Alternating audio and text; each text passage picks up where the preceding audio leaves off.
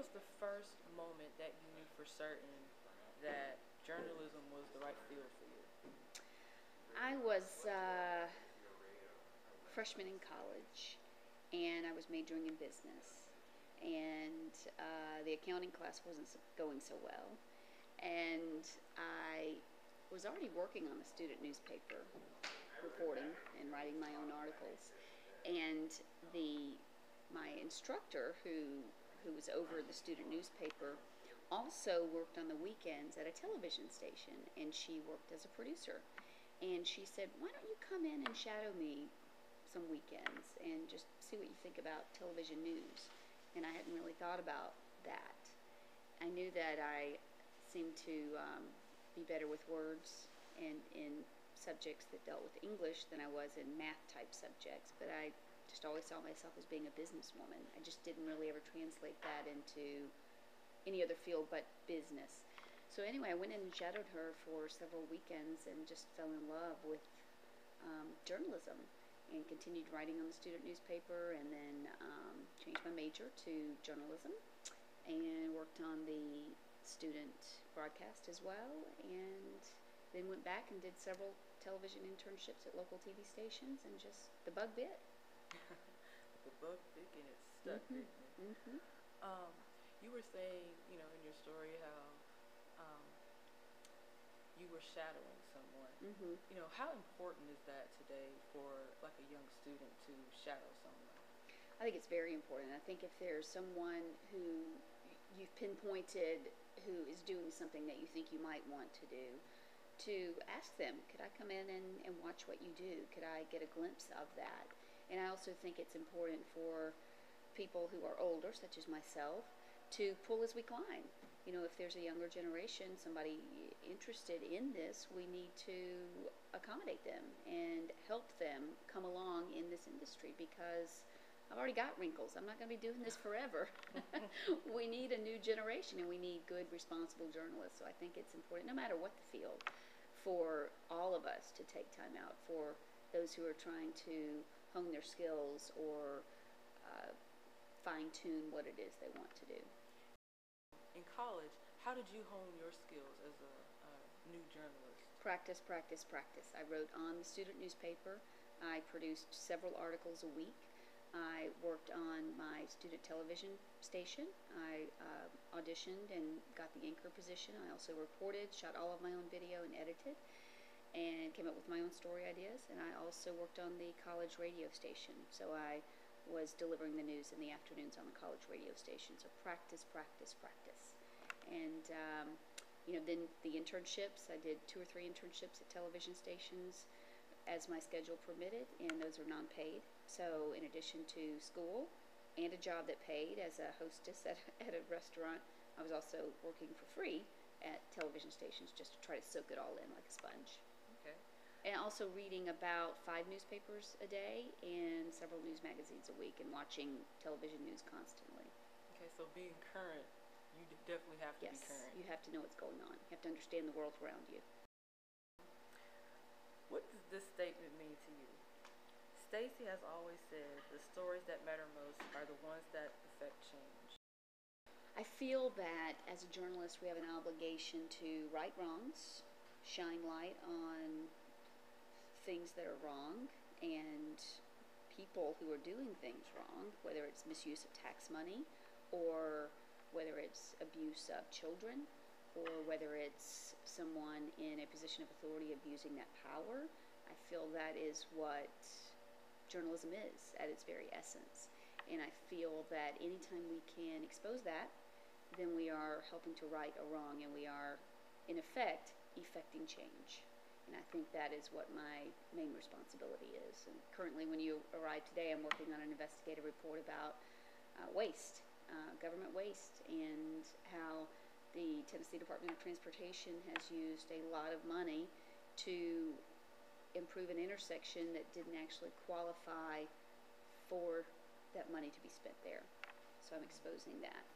And that's really what I enjoy doing. I mean, we all work hard for our money, we all pay taxes, and we want nice roads, but we want the money to be used properly and within certain guidelines. And when a government agency steps outside of that, using our money, that's a problem. In the matter of exposing, have you ever gotten any, you probably have, any backlash from exposing something that maybe someone didn't want to be out there? Plenty. Every single time that you shine light on something, you get some backlash, you get some feedback, and it's not always positive. But that's why we're here. If everything was perfect and the world was all rosy, then there would be no need for journalists. If everybody was honest and good to their core, there would be no purpose in what I do every day. In this stage of your career, would you say that you're living out your dream job?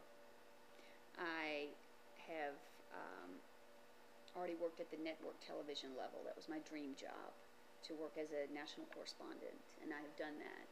And then when we started our family, I didn't want to travel 300 days a year, because that was a job where I'm on an airplane in another city chasing breaking news all over the country and the world.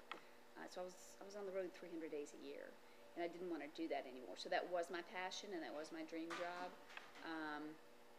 And now I'm happy with where I am, but I'm really focused on being a mom right now and finding that balance between career and motherhood, and striking a balance that really works. So I'm happy with where I am.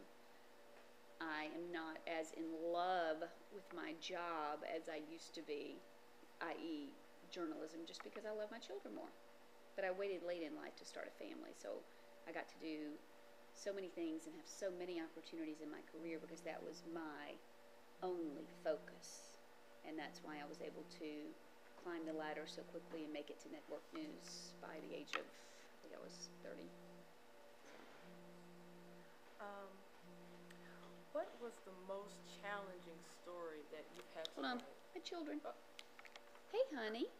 So far, what has been the most challenging story that you've had to write or cover? Most challenging, I would say, would have to be a medical mission that I covered.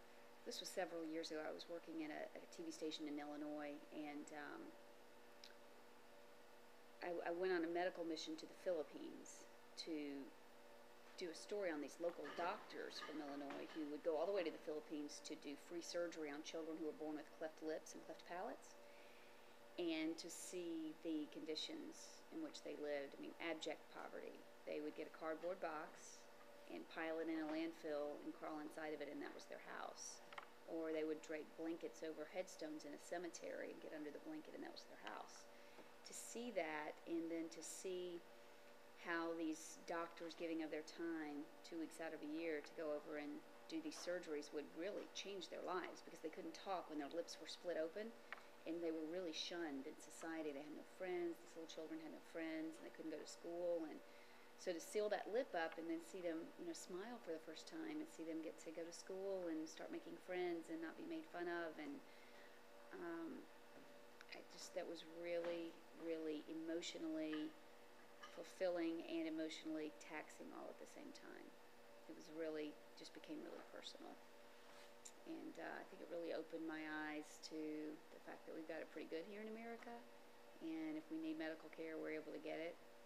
And just made me very thankful for what I have. But it was hard. And then the second year, I went back with the same group of doctors, and the goal with that piece, or those pieces, I actually ended up doing a documentary on it, but the goal was to find some of those same children we had profiled the year before and show how that had changed their life in a year's time.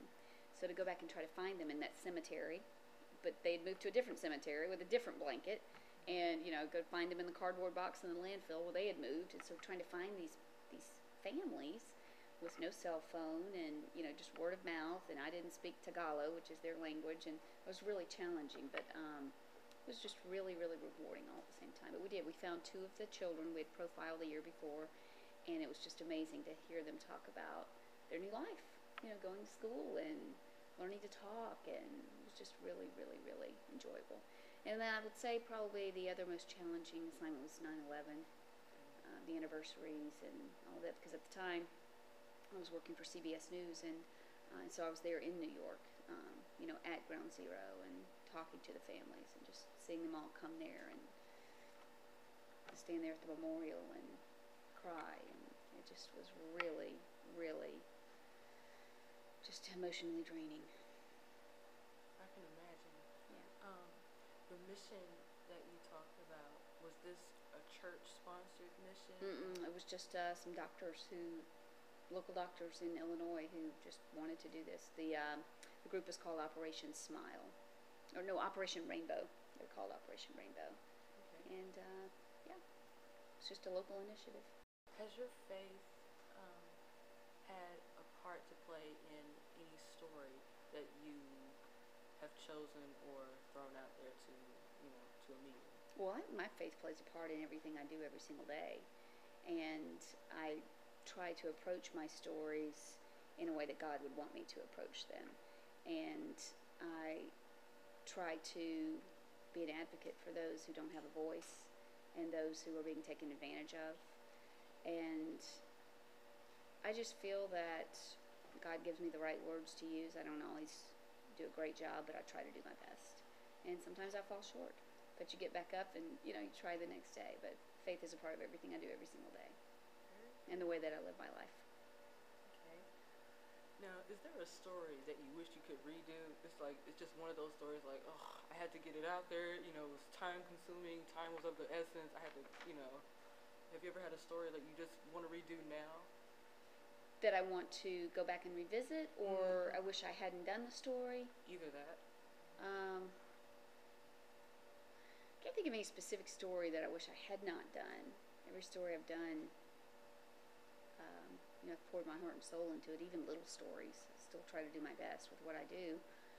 There's every story, I always wish, I wish I had a little more time on that. Oh, I wish I had a little more time on that. And I'm my own worst critic. I'll go back and look at my work and say, oh, I should have done this, or I should have interviewed this person, or should have asked that question, So I think that's just a continual process. Even, 21 years later, I've been doing this 21 years, but I think the minute that you stop analyzing your work and you give a big check mark to yourself is the day that you stop growing.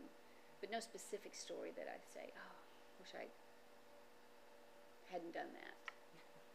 I don't feel that way. Good. Now, how long have you been in Nashville? I've been in Nashville about 6.5 years. I've been at this television station 4 years. At the time before I came to work here, I was hosting and producing some television shows for HGTV and Fine Living Network, really fun TV. I'd gotten out of the news business for a while, just taking a break. Have you noticed any changes of different types of way to spread, the news? It's an amazing question because it's all changed in 4 years. When I came to this television station 4 years ago, we weren't on Facebook, we weren't on Twitter. That was just kind of starting to bubble. And we were still using beta tape. We were still editing tape to tape. And in this 4-year span, we have gone digital. The entire TV station is digital. All of our cameras are digital. So everything is digital, and it's on a little card now that's about this big. And we edit her in a non-linear fashion. There's no tape anymore. And now we're all required to have Facebook and Twitter pages and to feed those every day because it's a free marketing tool. And so the entire industry has changed in a matter of 4 years. That's a fact. What do you think is the next best thing? What could it be? I have no idea. There's no telling. I didn't even understand Facebook or Twitter when it first came out, and they had to just bring me kicking and screaming. I did not want to do it. I did not want to have to burden myself with that stuff every day. Because it's time consuming too, to constantly be pimping your story on these other platforms. And although I love the fact that I can interact with people who might watch our product, which we've never been able to do in this way before, I love that aspect of it.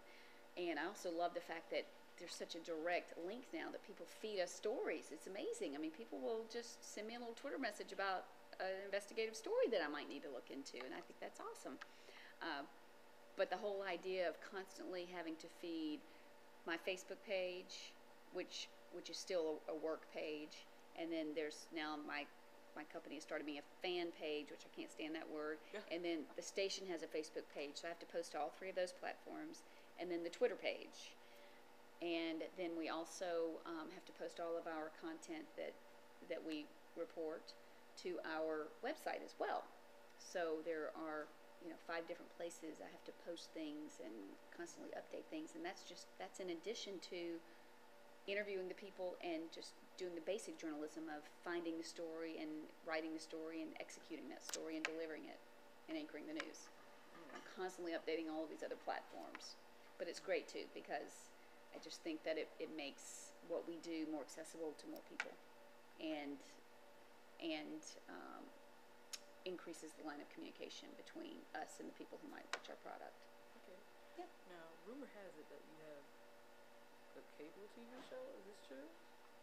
I did. At the time before I came to work here, I was working for a show on HGTV and a show on Fine Living Network. And one on Fine Living Network was called Shopping Mom, or it was called American Shopper, and I was the shopping mom on that show. And it was consumer-based, trying to help people navigate the world of buying things that moms might be interested in. If you're looking for a jogging stroller, what kind do you need to buy, and what are the benefits of this one versus that one, that sort of thing. And then the other show I worked on was called HGTV Pro, and it was a show for home builders. And so I worked on both of those for 2 or 3 years and really, really enjoyed it, and continued doing that even while working here. In the last year or so, I've kind of let some of that go away just because I felt really torn, and as if I was kind of burning the candle at both ends, because I would do a lot of that work in the morning before I came into work here, and I want to do more volunteering at my kids' schools in the mornings before I come here. So, has being a parent affected the way you pursue and write stories? I've always had a heart for kids, even before I had any of my own.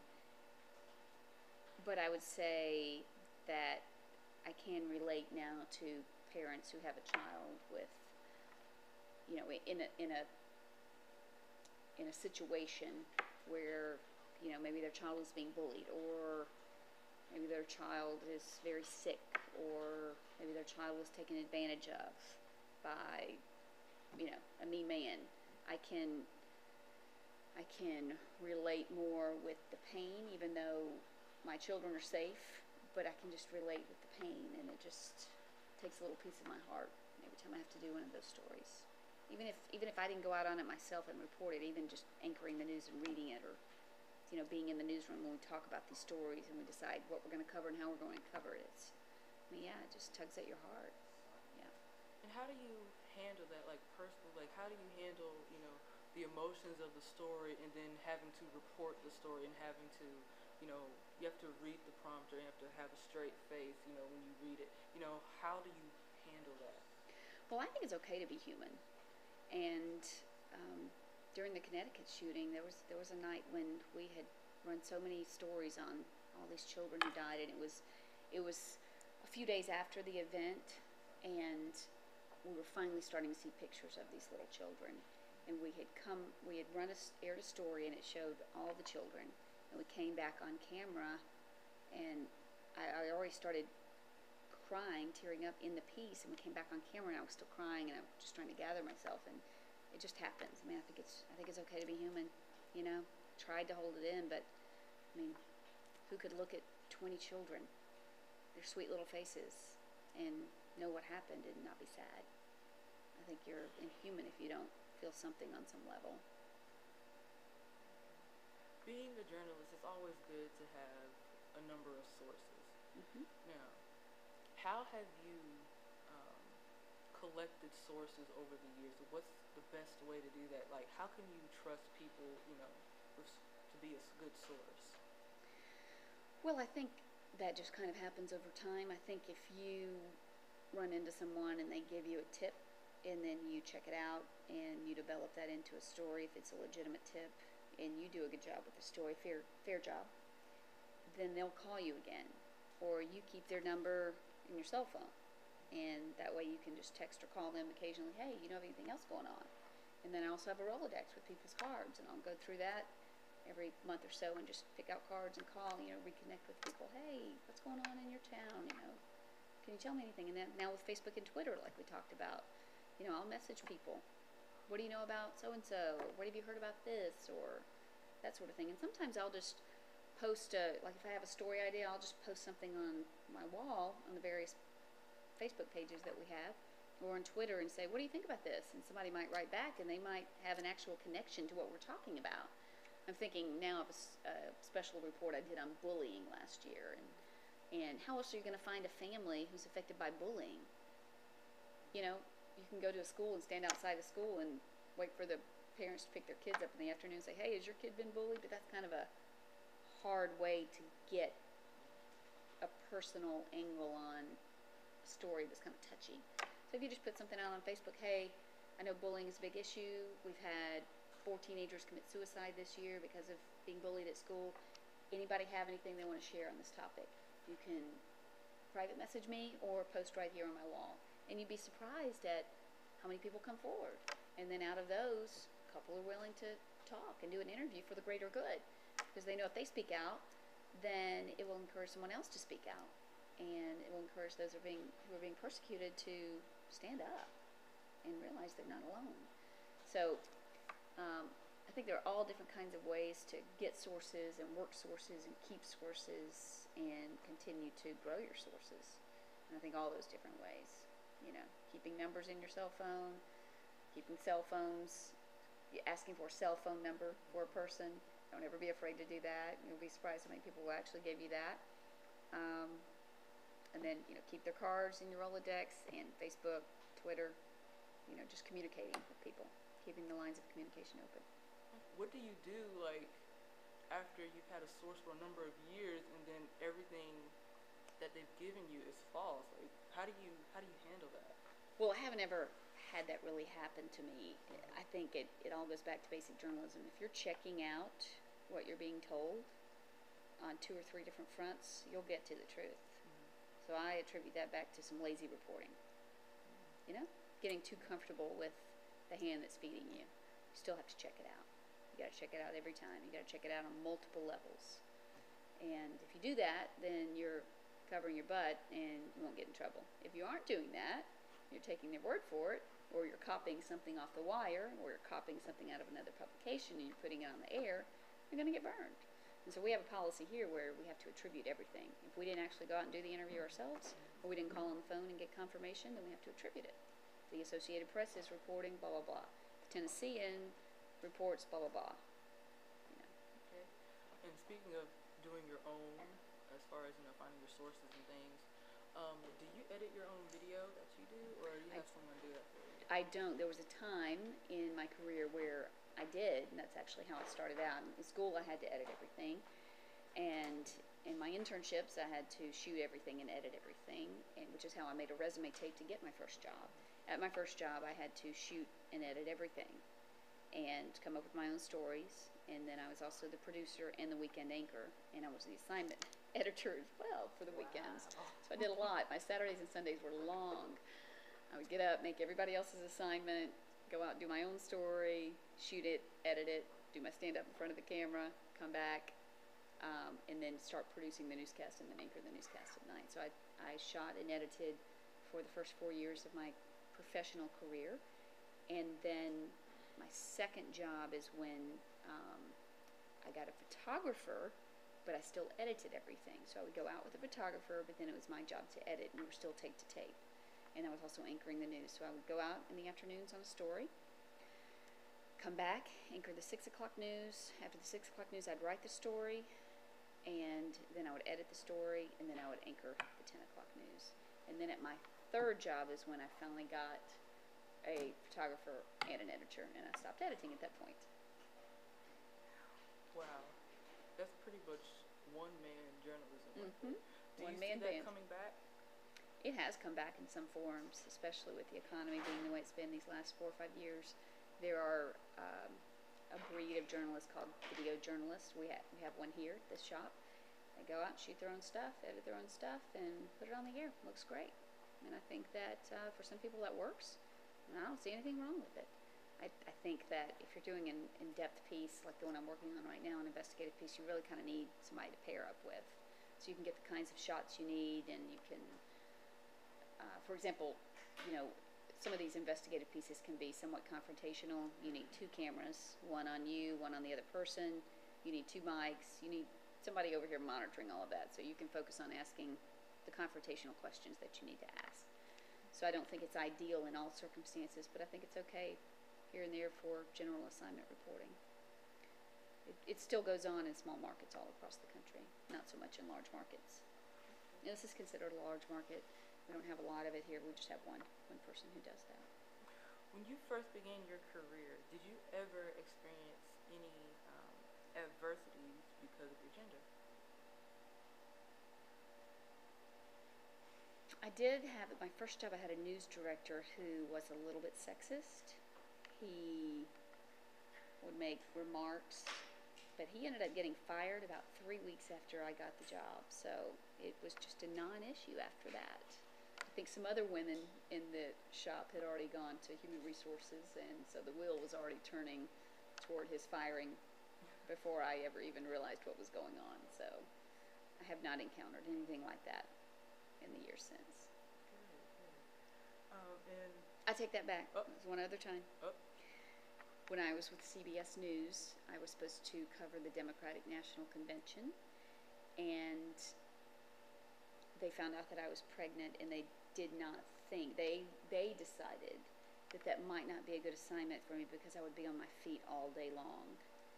And they took the assignment away from me and gave it to someone else, and then they told me the reason why. And I pitched a fit, and I said, you don't need to worry about my health or my baby, I'm fine. And I've earned this assignment, and I want this assignment. So I got the assignment back. Their intentions were good, but I don't think it's ever good for a woman to be, for something to be taken away from a professional woman because she's with child.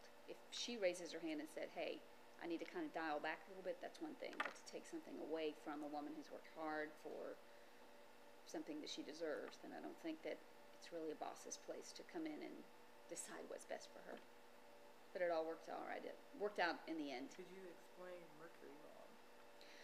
Well, about 4 or 5 years ago, I had some dental work done, and basically I had a tooth that hurt. And I went to the dentist, and he said, oh, these silver fillings are so old, they're 30 years old, and they're cracked, and they're leaking, and you need to get them all out. And I let him talk me into replacing the ones on this side during one visit. And I got silver put back in because that's what my insurance covered at the time. Didn't cover the white kind, which is called composite. Within a few weeks, I had this really nasty heavy metal taste in my mouth, and I kept chewing gum and brushing my teeth to try to get this metal taste out of my mouth. I mean, I felt like I had a piece of metal in my mouth.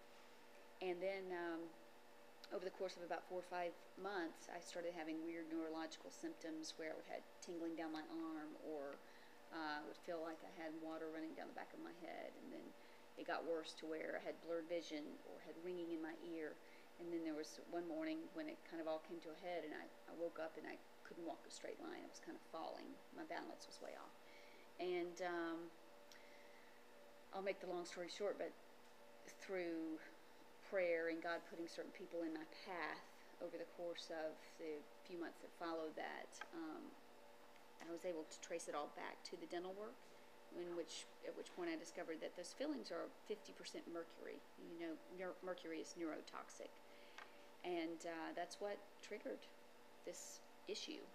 And it culminated in a diagnosis of MS.